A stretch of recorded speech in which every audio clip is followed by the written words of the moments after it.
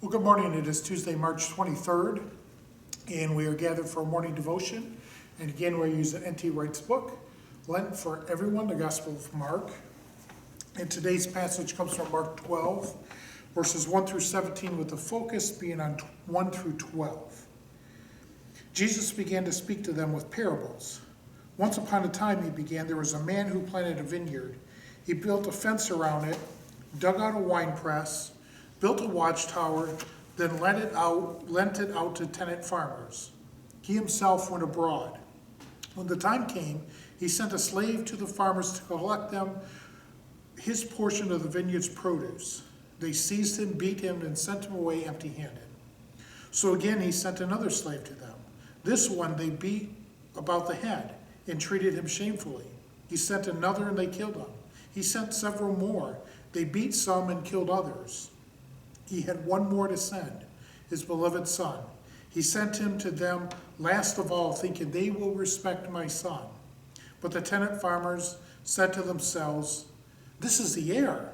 Come on, let's kill him, and we'll get the inheritance." So they seized him and killed him and threw him out of the vineyard. So what will the vineyard owner do? Will he come and destroy its tenants and give the vineyard to others? Or haven't you read the scriptures which said, "This is the stone the builder refused. Now it's in place at the top of the corner. This happened the way the Lord planned it. We are astonished to see it." They tried to find a way of arresting him because they realized he had directed the parable against them. But they were afraid of the crowd. They left him and went away. Mark Twain is reputed to have said that history never repeats itself, but that it often rhymes. In other words, although every event is unique, most events resemble others. They fall into a pattern. Sometimes looking back along the line of unrepairable events, one may detect a kind of poetry, a sequence that makes sense, the echoes that resonate down throughout the years.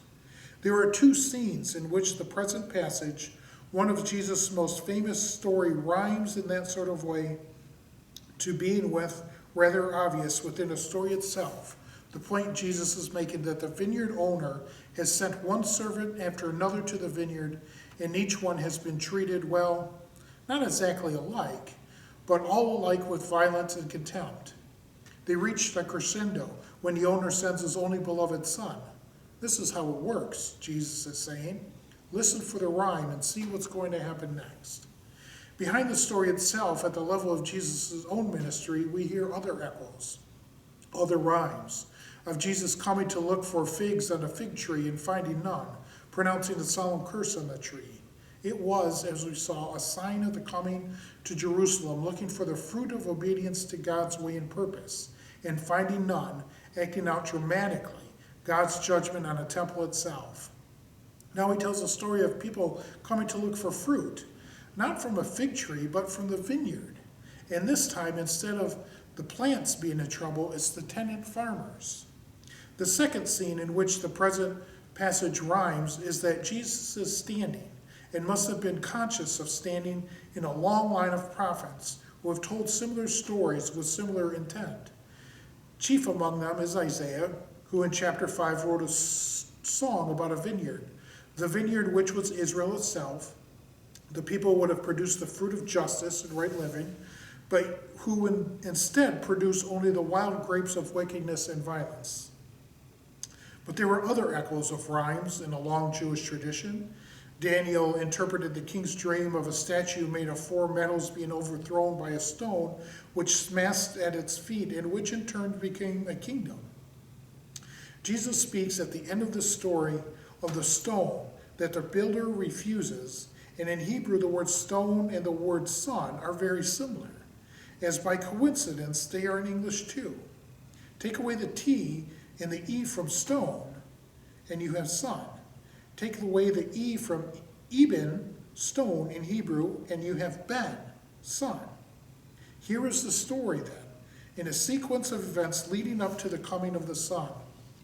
Remember where all this was taking place and why, and yet other rhymes emerge. Jesus is still explaining why he has done what he has done in the temple.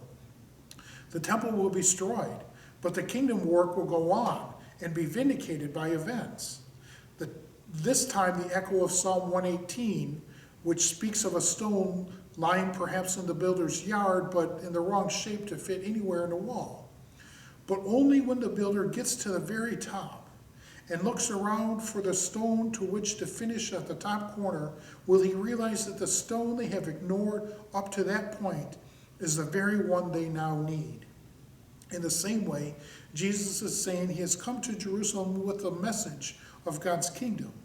But this message simply won't fit into the building of Jerusalem the way the present builders, the chief priests and Herod and the Pharisees, have been constructing it. They will realize too late that he belongs at the very top of the true building. But then the vineyard owners will come to destroy their tenants and give the vineyard to others. This story is as shocking today as it was for Jesus' first hearers. They can't be avoided. We are on a Lenten journey, after all, which we know will end at the foot of the cross. And the cross, as Paul said, is foolishness to pagans and scandals to Jews. All these other sayings about selling everything to buy the other great pearl, or giving everything you've got to get the field with the buried treasure come to mind. The story, in other words, rhymes with so much else in Jesus' teaching. But what does it rhyme with in our lives? Has God been sending one message after another to us, corporately or individually, which we've been steadfastly ignoring? Which prophetic words have our proud modern cultures refused to hear, pouring scorn on the messengers and making fun of those who listen to them? Which voices have you done your best not to hear? Listen for the rhymes. When push comes to shove, we are going to celebrate Jesus' enthronement at the top of the new temple, or we are going to treat him as simply a misshapen piece of stone for which we can see no purpose. And so the story goes about a flood victim who was sitting on top of his roof, and he prays to God for help, for somebody to rescue him.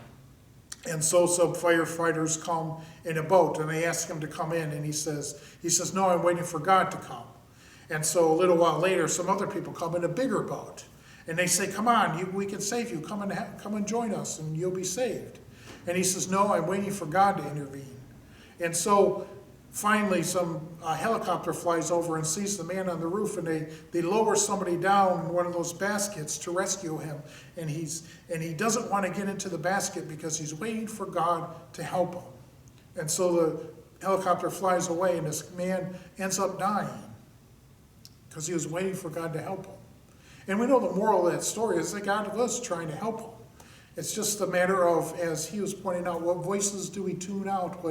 What phrases and people do we tune out in our culture nowadays? Only thinking we are waiting for God's voice. God's voice is spoken by many of the prophets today in our world, and a lot of times we ignore them because it becomes too political. Pick and choose the voices that you want to hear for sure, but hear the voices. Hear how God is continuing to be prophetic in this world. This story of the vineyard that Jesus is telling, we talk about those stepping stones. This is one more stepping stone. The Pharisees and Sadducees and chief priests interpreted this as Jesus is the Son, and he's going to come and get rid of all of them, and rightly so. That's the way they interpreted it. It was one more reason at the very end they wanted to find a way to destroy him.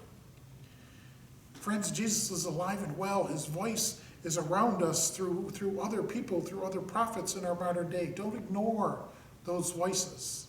Let those voices come into your mind and heart. You may not agree with them, but at least think about them. Think and hear what people are saying. And it's so wrapped up in political mumbo-jumbo nowadays. I know it's hard. But the voices of prophets are still out there for us to hear. Don't be picky and choosy and just not listening to one because they're on the right or on the left. Hear the voices and make your own judgment. Have a great day, everybody. We'll see you tomorrow. Goodbye.